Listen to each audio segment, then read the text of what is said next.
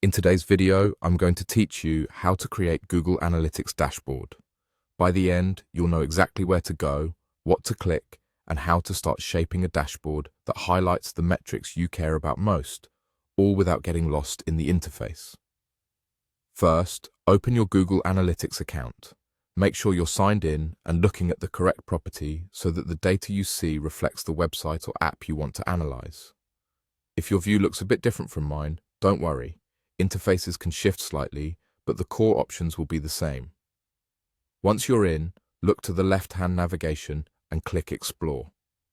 This section is designed for flexible, ad hoc analysis. Think of it as your workspace for building custom dashboards and deep dive reports, separate from the standard reports. Explore gives you more control over what you see and how you see it. Next, click Blank Report. Starting from a blank report gives you a clean canvas, perfect for building a dashboard that truly fits your goals. You'll see a large empty area in the center where your visualization will appear and panels along the side that house your data fields and settings. If you like, you can give your report a clear name at the top so it's easy to find later.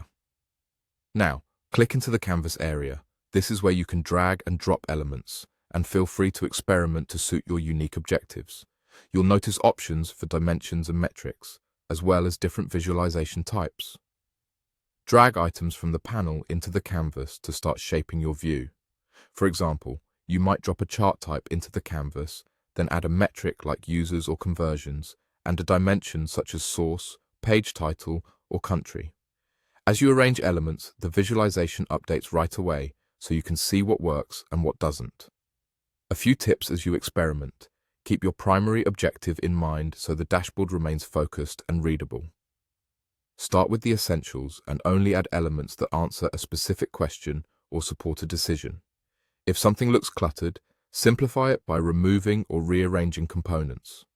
Try different visualization styles to see which one communicates your data most clearly. Some metrics shine in a table, while others are easier to compare in a bar or line chart. And remember, you can adjust and refine as you go. That's the power of building inside Explore. That's it. You've opened your account, clicked Explore, created a blank report, and begun dragging and dropping elements to build a dashboard that fits your needs. Keep iterating, and you'll quickly land on a layout that delivers instant insights every time you open it.